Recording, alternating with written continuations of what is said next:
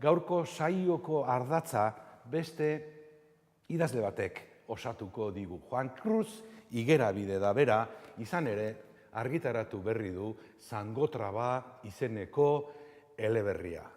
Juan Cruz, 11 liburu idatzitako gizona zaitugu, eta hala ere, edo agian horregatik, eleberri batekin zatoz. Nondik ateratzen du idazle veterano batek, batetik indarra, eta bestetik mamia?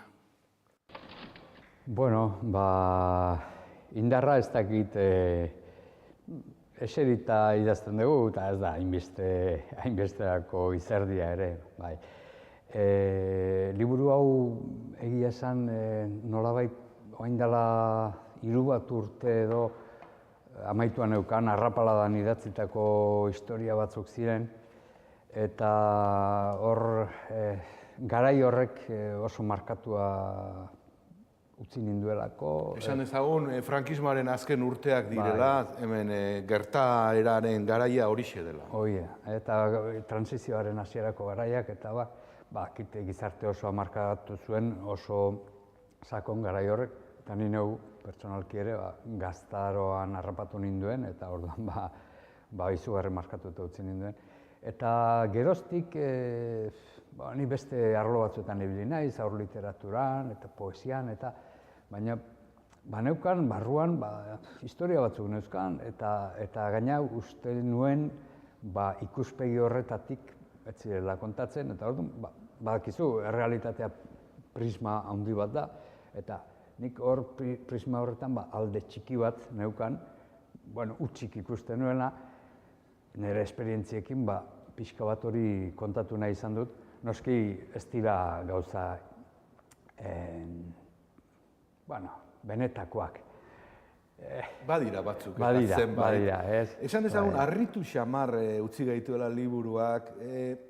Juan Cruz Igerabide, guretzat zeuk esan duzu poesian, haikuetan, eta holako zera pitxia, txikie gintzan ezagutu zaitugu, batez ere, badituzu beste eleberri batzuk ere, baina harritu egin gaitu, halako batean, esan dezagun, taki nola adierazi, literaturtasunez libratutako idatzialdi bat egin duzula iruditzen zain, nolabait. Irakurte erraza da, ez diogu bestetan ikusi dizugun goiarnasa hori aurkitu? Bueno, egia da, 3 urte esan dut, haitzu naizela, hau pixka bat josten, eta honek orrialde gehiago zituen, eta orrialde horiek askotan ziren literaturari buruzko diskizio pila bat, eta azkenean bueltaka, eta hau kendu, gura kendu, azkenean nire diskizizioa geratu da berriz ere oso laburtua, eta azkeneko Gibel Solas horretan, 2 orrialdetan utzi dut, literaturari eta filosofiari buruzko diskizizio horretan geratu da. Ohitura izan dut beste liburu batzuetan gehiago zabaltzeko eta baina batzuetan pelmada ematen ere ez naiz, ibiliko historian zentratuko naiz, eta hori nolabait historia biluzi bat zera. Oso gutxitan huts egiten zidan erradiestesiak.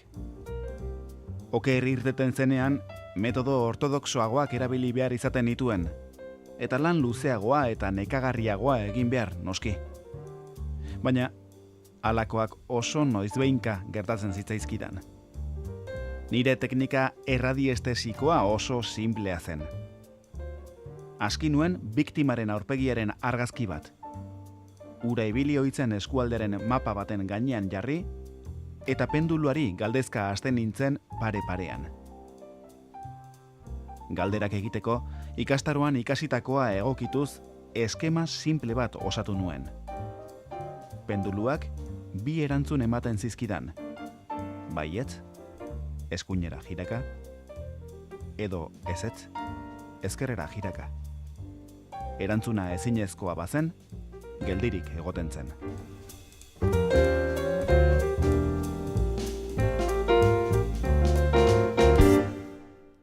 Konta ezagun protagonista gizon guztiz trampati bat dela, impostore bat dela, Jose izenekoa. Bi bulego ditu, bi izaera ditu, gizon honek, bi bulegoiek ondoan daude, batean Jose aduaneroa da, eta bestean Fernandez detektibea da, Irunen ditu bulegoiek, mugako bizimodu nolabait esateko poliziaz eta kontrabandoz eta alakoz osatutako mundu bat erakusten diguzula, noiz eta aipatu dugun transizio bezperako garai horietan, zergatik inpostore bat? Bueno, hori oso garbi usteet ikusten dela, ondoan pixka bat gure historiaren simbolo bat. Nire ikuspegitik gure historiaren simbolo bat badago horrez. Eta askotan baita ere nire neure eta gure geure bakoitzaren, jokabidearen alde eskizofreniko hori ez. Kristonasmoak eta gero errealitatean kinka larri bat sortzen denean, askotan koldarra gera, eta beste askotan gainera ez dakigu, atera egiten zaigu ustegabean. Eta, honi pasatzen zaizu. Gizon hau traidore bat da. Traidore bat da, bai. Emaztea traizionatzen du, auzoa traizionatzen du, mundu guztia traizionatzen du, baita bere burua ere. Bere burua ere, bai, azkenean. Eta egia da, gauza batzuk ustegabean bat-batean egiten dituela, baina iruditu zaigu oso pertsonaia bitxia, euskal literaturan ez dakit beste bat dagoen hain traidorerik. Bueno, altzak ez du bihotzik, ez gaztan berak ez zurrik, enian uste erraiten ziela, aitonen zumek ez zurrik. Bai, gero beste gauza batzuk oso oihartzun errealitateko, gure historiako oihartzunak ekarri dizkigut. Esate bat, Quintanilla komisarioa dago, eta ez dakit zergatik gu Meliton Manzanasekin akordatu gara. Bueno, Melito Manzanas eta garai hartako gehiagore, bai, hemen Donostiako bat. Pertsonaia hauetan bakarra dago, hemen novelan pertsonaia bakarra dago, benetan hola dena. Beste guztia nazketak dira. Benetan dagoena azeri izeneko bat da, Perturren ordezkoa? Zera da, horreren nazketak daude. Xarra izeneko sindikalista bat, agertzen da oso pare bat aldiz edo, eta hori nire lagun handi bat, eta pixka bat omenaldi edo egin nahi diotez, Xarra hil zen, eta niretzako eredu bat izan zen garai hartan, sindikalismoaren hasieran. Eta, uraxe da, pertsonaia benetako bakar. Beste guztiak, komisarioa pertsonaia askoren asketa da. Gerta, zeratik, lorategitik jasotzen dutenean, mozkor eginda dagoela, esango dut, hor ni bilen nintzela, horlako komisario bat jasotzen, eta gero enteratu ginela komisarioa zela, eta hori niri gertatutako zerbait da, baina noski gauza txiki batetik egin dut, gero... Baina azeriren kasua aipatzen duzu, desagertutako etakide bat, eta guri Pertur etorri zaigu bete-betean. Jakina, Perturren zerak oihartzuna oso garbia da. Eta gero beste, horra agertu ziren berri batzuk egunkarietan agertutakoak dira. Esan nahi dut, errealitatea erabili egin dut fikzioa egiteko. Orain, fikzioak beti errealitatearen usaina ematen dizu, eta hor dago interpretazio batzuk badaude, eta badago novelan hasieratik bukaeraraino ambiguotasun bilatu bat. Pertsonaiak ambiguak dira, traidore, baina aldi berean ematen du solidarioa, ez? Eta ze fama daukan hasiera batien behintzat, ez? Orduan, ambiguotasun etengabekoa da, azkenean historiari begira egiten duzun gogoeta bat, ez? Heroinak ere eta heroinaren munduak ere, mundu asko ekarri dizkiguzu. Heroinaren mundua, etaren zatiketaren mundua, hor dago, gero muga bera, iparraldea, hegoaldea, Irun, Hondarribia, Hendaia, Donibane, Loitzune, eta propio hautatutako parajea. Bai, bueno, nire bizitzako zati bat, 8 urte eman nituenan, eta egia esan ni nentorren girotik oso bestelako bat. Gipuzkoa sakonetik. Bai, oso bestelako bat, eta izan zen oso esperientzia bitxia, eta egin nituen lagunak oraindikan ere harreman sendoa dut, eta egin nituen lagunak ez ziren Irunen da Hondarribian eta Bortzirietan, eta egin nituen lagunak ez ziren hau bezalako traidoreak, oso jende. Orduan, nolabait badago omenaldi bat, eta badago baita ere